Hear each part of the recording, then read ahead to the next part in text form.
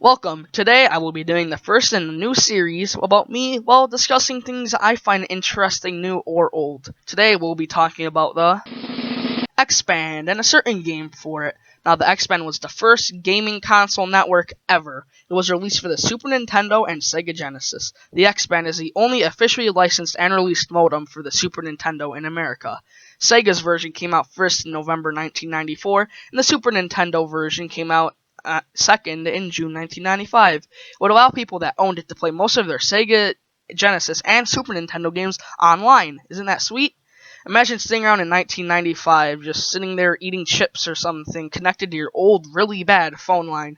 Yes, the XBAND did require you to be connected to your old, crappy phone line, which made your phone bill go up a crap ton, and made it so that if you or the person you're playing with got a call on the phone while playing, it would freeze until you or the other person hung up. Just imagine playing Mortal Kombat 2 or something with some random person you met online. It was exciting and new back then, especially if you didn't have a computer. XBAND allowed you to create a profile, meet people, friend people, even message them all from the $20 modem you bought. Sadly, it didn't last very long. On March 16, 1997, network play was shut down and people could only play within their local area code, and on April 30th, 1997, the entire network was removed. And on those last months, everyone basically found out how to use a Game Genie for it and started hacking online.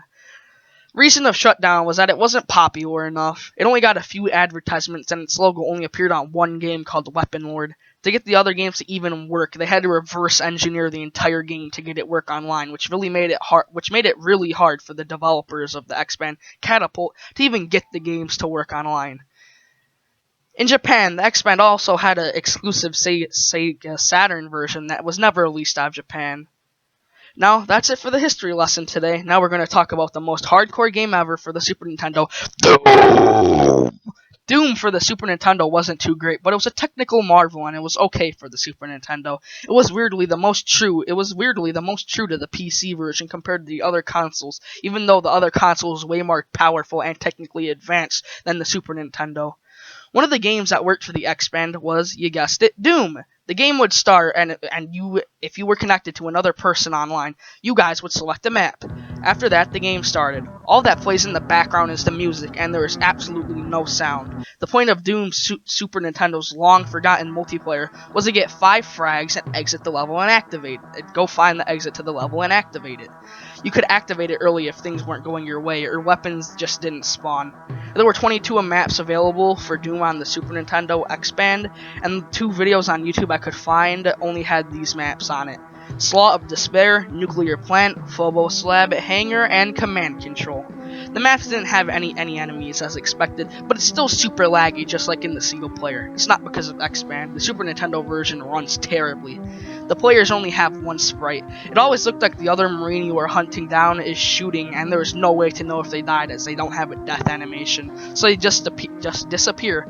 The other player has to press a button to respawn, so they could just literally sit there while you're shooting at them thinking that they're still alive while they're actually dead. You can waste a lot of ammo with that. The map layouts are exactly the same as in the single player, and the HUD is the exact same, except there's a frag counter. Doom on the XBAND seemed really fun, even though Doom for the Super Nintendo was a butchered version of the PC version. What do you guys think? Tell me in the comments, or just message me or something, I don't really care. Hope you enjoyed in my little explanation, and stay tuned for more sometime. See ya!